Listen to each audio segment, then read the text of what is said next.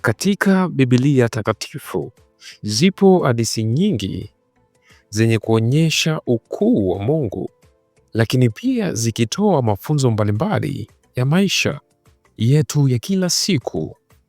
Na leo nimekuletea hadithi hii ya Elisha pamoja na Naaman. Nami ni kuombe ungana nasi kwenye simulizi hii mwanzo mpaka mwisho. Pia ni kuombe ulike na kusubscribe kwenye chaneli yetu ili uendelee kupata taarifa za video nyingine zinazotoka kila wiki. Kulikuwa na jenerali mmoja, jina lake Naaman. Huyu alikuwa ni jenerali mkuu wa jeshi la Syria. Alikuwa hodari, mashuhuri sana, mwenye ushindi katika kila vita, mamlaka na heshima kubwa sana. Pamoja na kuwa na sifa zote hizo, jenerali huyu alikuwa na siri moja ambayo ilikuwa ikimtesa sana moyoni mwake.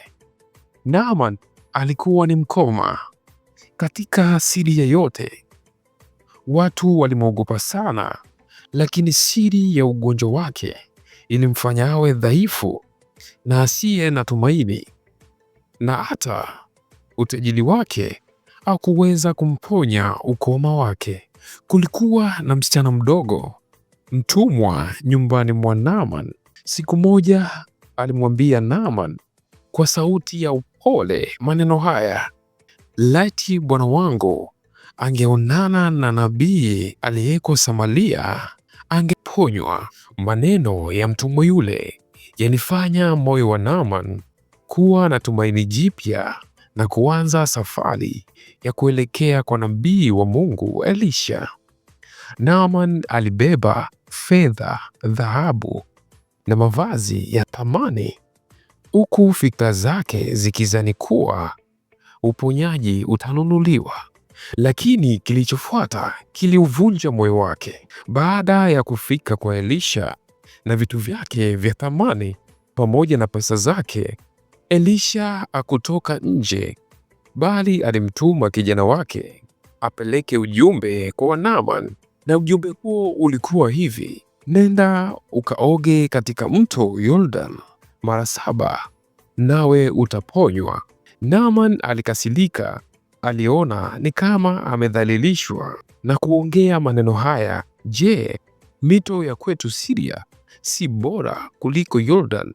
Kwa hasira kubwa alichukua hatua ya kuondoka.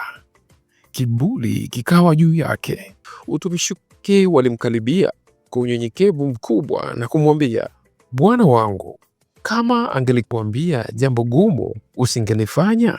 Kwa nini sasa usijaribu?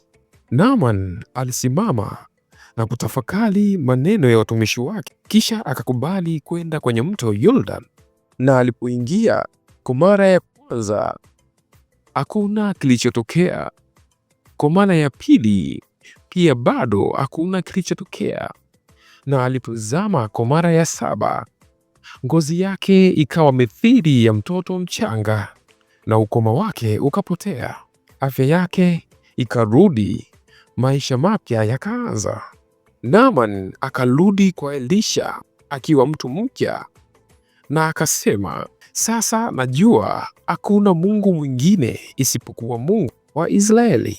Kulingana na hadithi hii iliyotoka kwenye kitabu kitakatifu cha Biblia, somo kubwa tunalojifunza katika simulizi hii ni kwamba kiburi kinaweza kufunga milango ya baraka.